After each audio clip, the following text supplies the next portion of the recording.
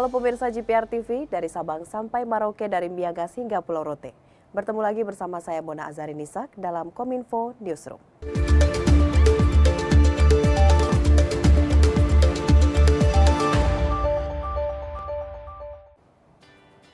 Pemirsa, kita ke informasi pertama. Badan Pengawas Obat dan Makanan merestui vaksin merah putih buatan Universitas Airlangga dan PT Biotis Pharmaceutical Indonesia melakukan pelaksanaan uji klinis pada manusia.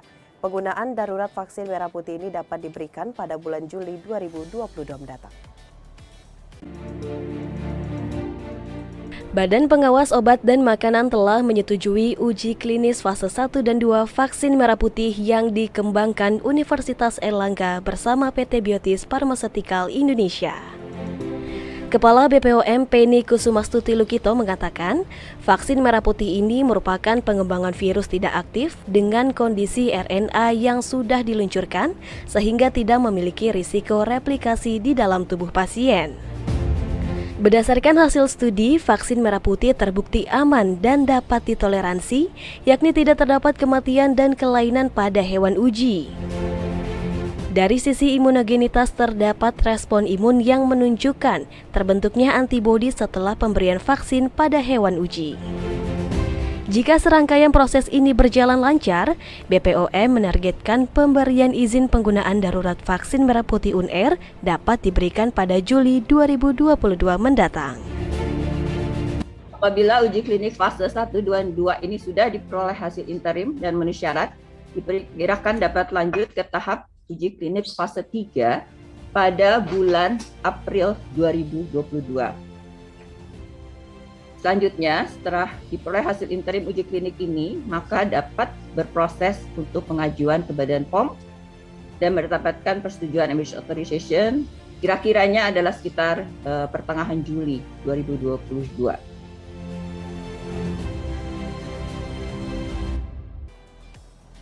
Pemirsa, kita ke informasi selanjutnya.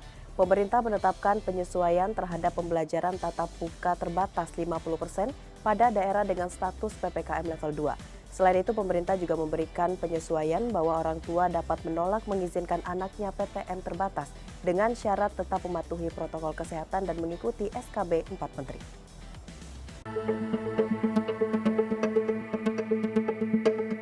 Pemerintah telah menetapkan daerah dengan PPKM level 2 dapat melaksanakan pembelajaran tatap muka atau PTM 50%. Penyesuaian lanjutan juga yang dikatakan bahwa orang tua dapat memilih anak untuk mengikuti PTM terbatas. Melalui kebijakan tersebut, para orang tua diberikan kebebasan menentukan apakah anaknya dapat mengikuti pembelajaran tatap muka atau PTM atau pembelajaran jarak jauh atau PJJ di sekolah yang berada di daerah semua level PPKM.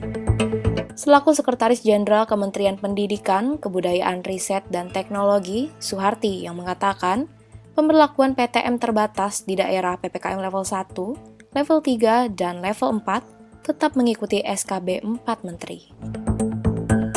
Kami perlu sampaikan juga bahwa orang tua atau wali peserta didik diberikan pilihan untuk menentukan mengizinkan anaknya mengikuti PTM terbatas atau mengikuti pembelajaran jarak jauh. Dan ini berlaku untuk semua level PPKM. Untuk daerah dengan PPKM level 1, level 3, dan level 4, pelaksanaan PTM terbatas tetap mengikuti ketentuan di dalam keputusan bersama 4 Menteri. Kementerian Kesehatan Republik Indonesia menegaskan bahwa pasien positif COVID-19 tanpa gejala cukup melakukan isolasi mandiri. Sebab penularan COVID-19 akibat Omikron disebut memiliki gejala ringan dan memiliki tingkat kesembuhan yang tinggi. Konfirmasi positif COVID-19 di Indonesia kian mengalami kenaikan. Tercatat berdasarkan data Kementerian Kesehatan per Minggu 5 Februari 2022, kasus harian konfirmasi positif di Indonesia sebanyak 36.057 orang. Meski demikian, juru bicara vaksinasi COVID-19 Kemenkes, Siti Nadia Tarmizi menyatakan varian Omikron memiliki karakteristik tingkat penularan yang sangat cepat jika dibandingkan dengan varian Alpha, Beta, dan Delta. Namun jika dilihat dari gejala, lebih ringan dan tingkat kesembuhan juga sangat tinggi. Oleh karena itu, pihaknya mengimbau pasien konfirmasi Omikron tanpa gejala atau gejala ringan untuk melakukan isolasi mandiri di rumah.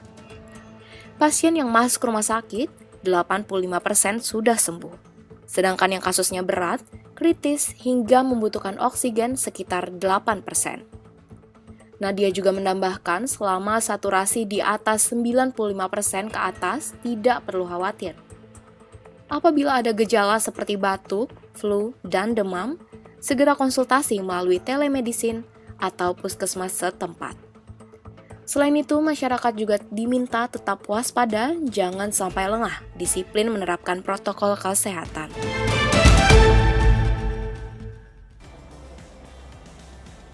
Baik pemirsa, kita ke informasi selanjutnya. Pemerintah melalui Kementerian Dalam Negeri mengeluarkan instruksi Menteri Dalam Negeri terkait nomor 8 tahun 2022 mengenai pencegahan dan penanggulangan COVID-19 pada penyelenggaraan Mandalika MotoGP di Pertamina Mandalika International Street Circuit. Inmendagri ini mengatur protokol kesehatan yang harus ditetapkan pembalap hingga kru MotoGP. Jelang perhelatan MotoGP 2022 yang berlangsung pada 11 hingga 13 Februari 2022 di Mandalika, Nusa Tenggara Barat, Menteri Dalam Negeri M. Tito Karnavian menerbitkan Instruksi Mendagri nomor 8 tahun 2022 tentang pencegahan dan penanggulangan COVID-19 pada penyelenggaraan MotoGP di Pertamina Mandalika International Street Circuit, Nusa Tenggara Barat. Selaku Direktur Jenderal Bina Administrasi Kewilayahan Kementerian Dalam Negeri, Safrizal ZA mengatakan, pengaturan tersebut ditujukan agar penyebaran COVID-19 dapat dikendalikan, baik sebelum, saat berlangsung, maupun setelah seluruh rangkaian acara usai. Dalam Inmendagri yang berlaku hingga 21 Maret 2022 itu tertuang, pembatasan jumlah penonton paling banyak 100.000 orang, dengan kapasitas maksimal 10% untuk kelas festival. Kemudian seluruh penonton juga diwajibkan telah divaksin dosis kedua, serta membawa hasil negatif PCR swab test H-1, khusus penonton yang berasal dari luar Pulau Lombok. Selain itu akan dilakukan screening dengan mengoptimalkan penggunaan aplikasi Peduli Lindungi. Sedangkan untuk penonton dari Pulau Lombok dilakukan pengecekan kesehatan dengan menunjukkan sertifikat vaksin dari hasil negatif PCR 2x24 jam atau tes antigen 1x24 jam.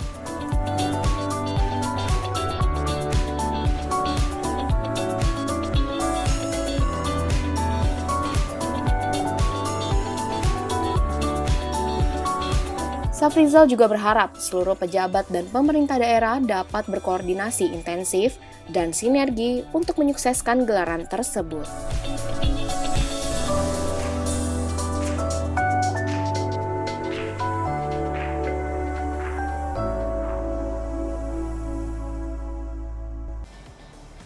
Pemirsa, tetaplah bersama Kominfo Newsroom karena setelah jeda pariwara kami akan kembali dengan berbagai informasi menarik lainnya.